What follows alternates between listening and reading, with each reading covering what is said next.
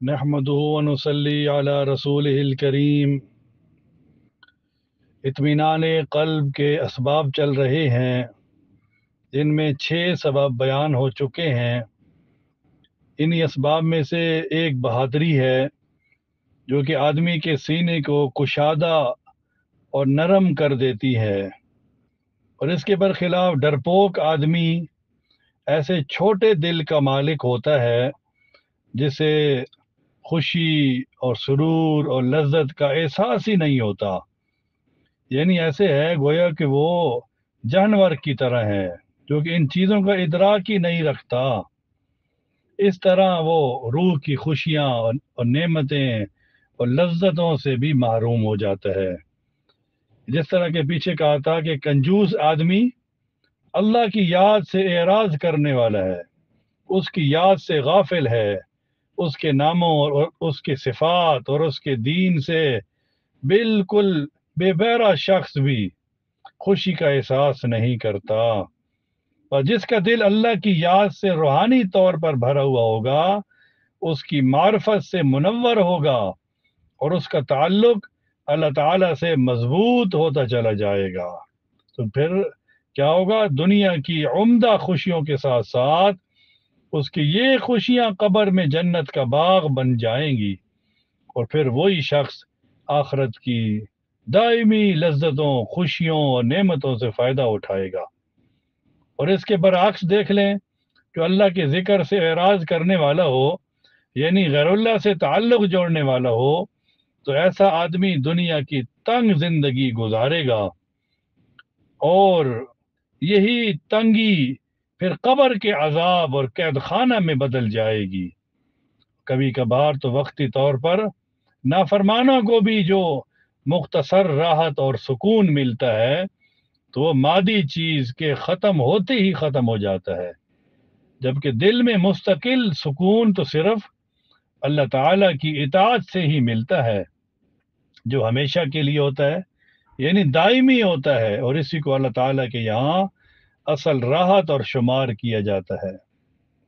تو یہ 7واں سبب ہے، اور 8واں سبب اطمینان قلب کے اعتبار سے وہ یہ ہے کہ دل کو رذائل سے پاک کیا جائے، گندی چیزوں سے، حسد سے، کینہ سے، بغض سے، بدگمانی سے اور تکبر سے۔ یہ ایسی بیماریاں ہیں جو دل کی صفائی میں رکاوٹ بن جاتی ہیں، اور انہی رذائل میں سے ضرورت سے زیادہ دیکھنا، بولنا اور مخلوق سے بلا ضرورت اختلاط، زیادہ کھانا، زیادہ سونا، یہ سب چیزیں ضرورت سے زیادہ ہو جاتی ہیں، تو انسان کو پریشانی اور بے چینی میں مبتلا کر دیتی ہیں، اور دنیاوی اور اخروی عذاب کا سبب بن جاتی ہیں۔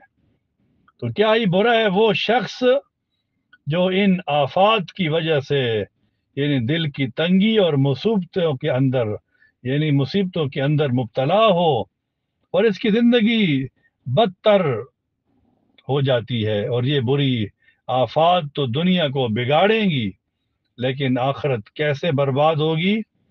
قرآن مجید میں اس کی وضاحت اللہ پاک نے فرمائی ہے، ان الفجار لفی جہیم، کہ بدکار لوگ ضرور جہنم میں ہوں گے۔ اور کیا یہ اچھا ہے کہ وہ شخص جو اپنے اچھے اخلاق اور وسعت قلب کے باعث دنیا میں پرسکون اور راحت والی زندگی کے ساتھ ساتھ آخرت کی نعمتوں میں مزہ کرے گا، اور اس کے لیے ہمیشہ ہمیشہ کی کامیابی ہے۔ ان الابرار لفی نعیم، یاد رکھو کہ نیک لوگ یقیناً بڑی نعمتوں کے اندر ہوں گے، اور نیکوکار اچھے آدمی اور بدکار لوگوں کے درمیان، یعنی ان کے درجات کے درمیان کا فرق سوائے اللہ تعالیٰ کے کوئی بھی نہیں جان سکتا۔ تو کیا ہے کہ آپ علیہ الصلاۃ والسلام تمام مخلوقات میں ہر اس صفت میں اعلیٰ درجے پر فائز تھے، جس سے شرح صدر، وسعت قلب، آنکھوں کی ٹھنڈک اور روحانیت حاصل ہوتی ہے، اور انسان جس قدر آپ علیہ السلام کی پیروی کرے گا، اس کو اسی کے بقدر وسعت قلب، شرح صدر اور روحانیت نصیب ہوگی۔ اسی پر بیان ہوا ہے جیسا کہ مسلم شریف کی روایت ہے کہ جو کوئی بھلائی پائے اللہ تعالیٰ کا شکر ادا کرے، اور جو اس کے برعکس پائے اس کو چاہیے کہ اپنے آپ کو ہی ملامت کرے۔ تو اللہ تعالیٰ ہمیں ان بنیادی اصول پر چلنے کی، عمل کرنے کی، ان کو اپنانے کی توفیق عطا فرمائے۔ اطمینان قلب بڑی چیز ہے کہ ہمارا دل مطمئن ہو جائے، اور یہ 8 سبب ہیں جو یوٹیوب کے اندر ہمارے چینل پر اپلوڈ کر دیے گئے ہیں۔ اللہ تعالیٰ ہمیں عمل کی توفیق دے اور سن کر آگے بھی پھیلانے کی توفیق عطا فرمائے۔ وآخر دعوانا ان الحمد للہ رب العالمین۔